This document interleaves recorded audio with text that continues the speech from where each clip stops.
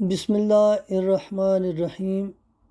عہد رسالت مآب صلی اللہ علیہ وآلہ وسلم کی ایک شب کا ذکر ہے۔ آسمان پر گہرے بادل چھائے ہوئے تھے اور مدینہ منورہ گٹھا ٹھوپ اندھیرے میں ڈوبا ہوا تھا۔ نبی علیہ السلام نماز عشاء کے لیے مسجد پہنچے تو ہر طرف ہو کا عالم تھا۔ اس تاریکی رات میں لوگوں نے گھروں ہی میں نماز پڑھ لی تھی، البتہ ایک صاحب مسجد کے ایک گوشے میں موجود تھے۔ بجلی چمکی تو حضور صلی اللہ علیہ وآلہ وسلم نے فرمایا، قتادہ رضی اللہ تعالیٰ عنہ، کیا تم ہو؟ عرض کی، ہاں یا رسول اللہ صلی اللہ علیہ وآلہ وسلم۔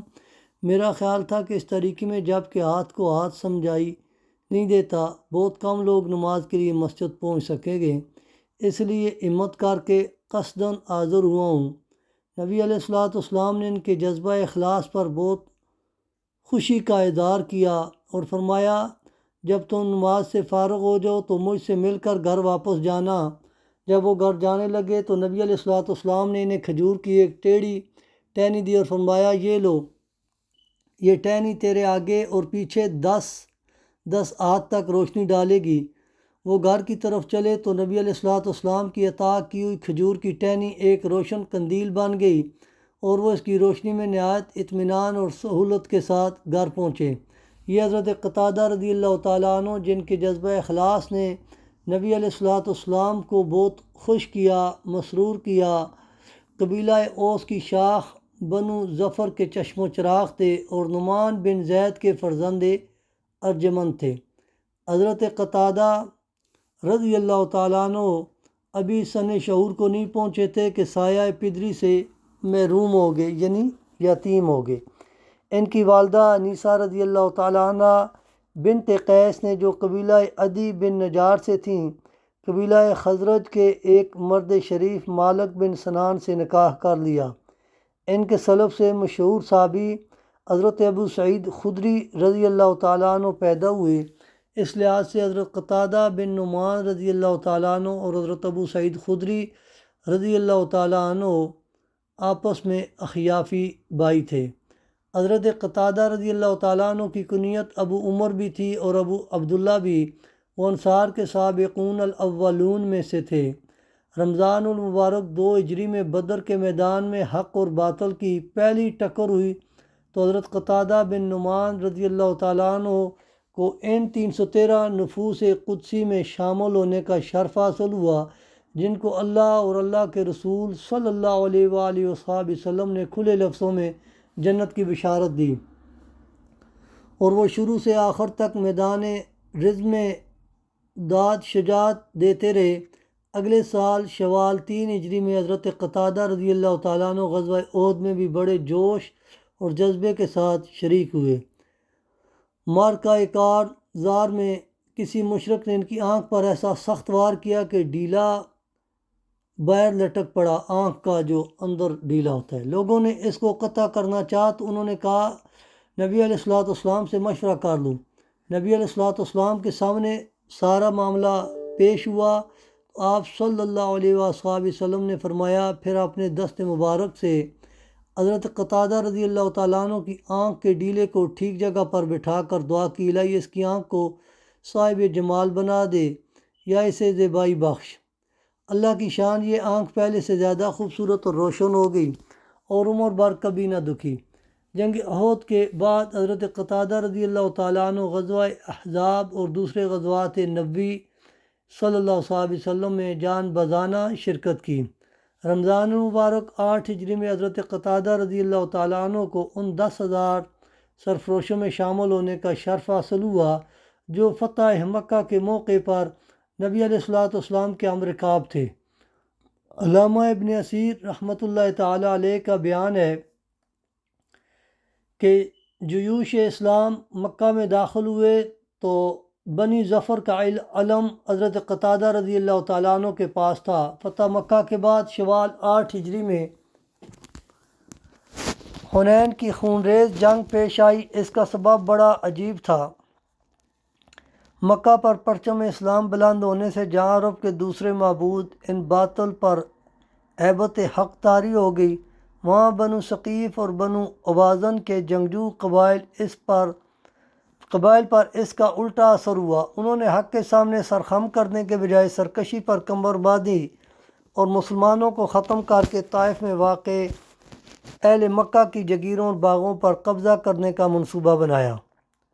ان بدبختوں نے بنو نضر، بنو ہلال اور کچھ دوسرے قبیلوں کو بھی اپنے ساتھ ملا لیا اور ایک بڑے لشکر کی صورت میں مکہ کی طرف بڑھے۔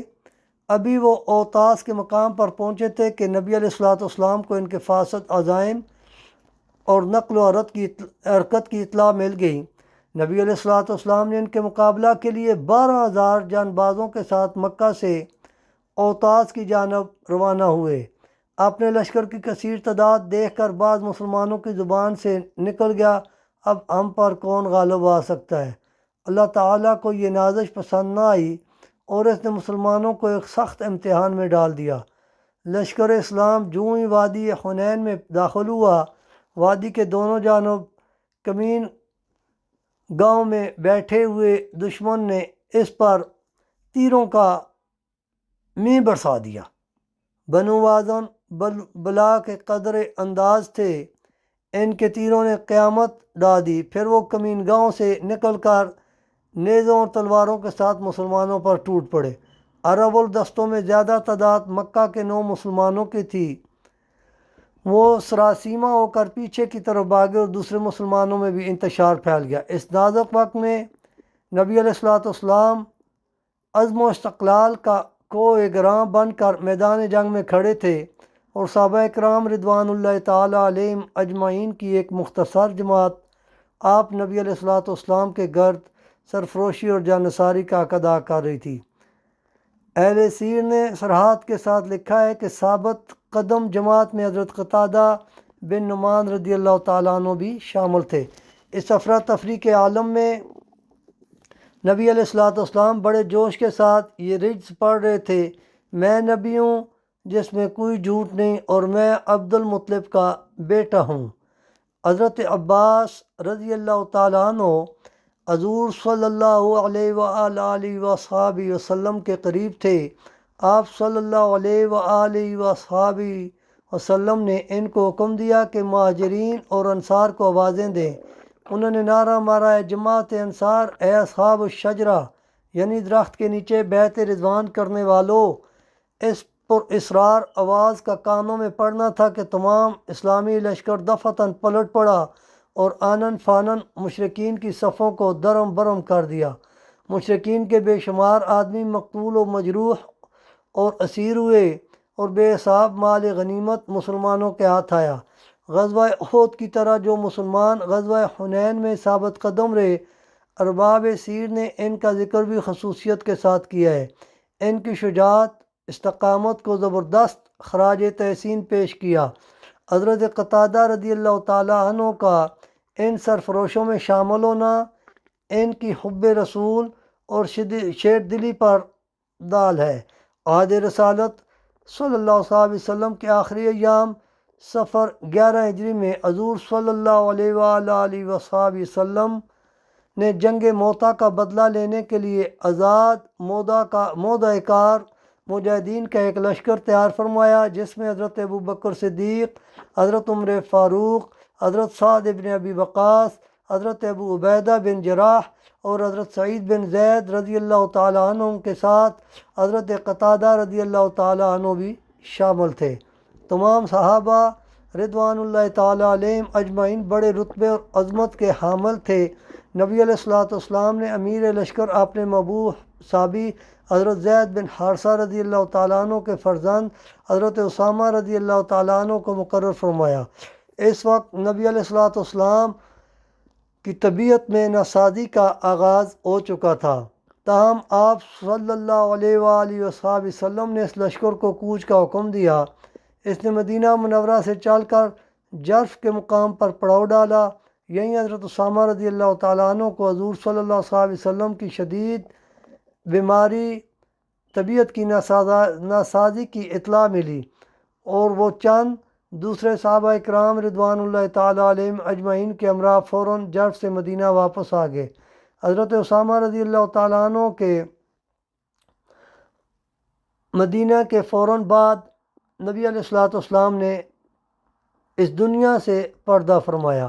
آپ صلی اللہ علیہ وسلم کی روز مبارک کی تیاری کے بعد اس کے ساتھ ہی ان کا سارا لشکر بھی جرف سے مدینہ واپس آ گیا۔ حضرت ابوبکر صدیق رضی اللہ تعالیٰ عنہ سریر آرائے خلافت ہوئے تو انہوں نے حضرت اسامہ رضی اللہ تعالیٰ عنہ کو دوبارہ اپنی مہم پر روانہ ہونے کا حکم دیا۔ حضرت بریدہ بن حصیب رضی اللہ تعالیٰ عنہ علم لے کر جرف پہنچ گئے۔ اسی اثناء میں سارے عرب میں فتنہ ارتداد کی آگ بڑک اٹھی۔ بعض لوگوں نے حضرت ابوبکر صدیق رضی اللہ تعالیٰ عنہ کو مشورہ دیا کہ ملک کے نازک حالات کے پیش نظر یہ مہم ملتوی کر دیجیے۔ عزم و ثبات کے اسپیکر عظیم نے فرمایا، ہرگز نہیں، خواہ مجھے پرندے نوچ کر یا درندے پھاڑ کر کھا جائیں، میں اس مہم کو نہیں روکوں گا جس کو خود نبی علیہ الصلوۃ والسلام نے روانہ فرمایا تھا۔ چنانچہ حضرت اسامہ بن زید رضی اللہ تعالیٰ عنہ 700 صحابہ کرام رضوان اللہ تعالیٰ علیہم اجمعین کی معیت میں اپنی منزل مقصود پہنچے اور دشمن کو عبرتناک شکست دے کر جنگ موتا کا بدلہ لے لیے۔ اس مہم میں حضرت قتادہ رضی اللہ تعالیٰ عنہ بھی حضرت اسامہ رضی اللہ تعالیٰ عنہ کے ساتھ تھے۔ جیش اسامہ رضی اللہ تعالیٰ عنہ نے مظفر و منصور ہو کر مدینہ منورہ کو مراجعت کی تو حضرت ابوبکر صدیق رضی اللہ تعالیٰ عنہ بہت مسرور ہوئے اور مہاجرین اور انصار کو ساتھ لے کر مدینہ سے باہر ان کا استقبال کیا۔ نبی علیہ الصلوۃ والسلام کے پردہ فرمانے کے بعد حضرت قتادہ رضی اللہ تعالیٰ عنہ 11-12 برس زندہ رہے، لیکن کتب سیر میں ان کی زندگی کے اس دور کے بارے میں کوئی تفصیل نہیں ملتی۔ علامہ ابن سعد رحمۃ اللہ تعالیٰ علیہ کاتب الواقدی کے بیان کے مطابق حضرت قتادہ رضی اللہ تعالیٰ عنہ نے خلافت فاروقی کے آخری سال 23 ہجری میں وفات پائی۔ امیر المومنین حضرت عمر فاروق رضی اللہ تعالیٰ عنہ نے نماز جنازہ پڑھائی۔ ان کی جلالت قدر کا اندازہ اس بات سے کیا جا سکتا ہے کہ خود خلیفہ عرب و عجم حضرت عمر فاروق رضی اللہ تعالیٰ عنہ، حضرت ابو سعید خدری رضی اللہ تعالیٰ عنہ، حضرت محمد بن مسلمہ انصاری رضی اللہ تعالیٰ عنہ جیسے اکابر امت نے انہیں آغوش لحد میں اتارا۔ وفات کے وقت وہ 65 برس کے تھے۔ اللہ تعالیٰ ان کے اوپر بے شمار رحمتوں کا نزول فرمائے۔ اللہ پاک ہم تمام مسلمانوں کو ان کی زندگی کے اوپر عمل پیرا ہونے کی توفیق عطا فرمائے۔ آمین یا رب العالمین۔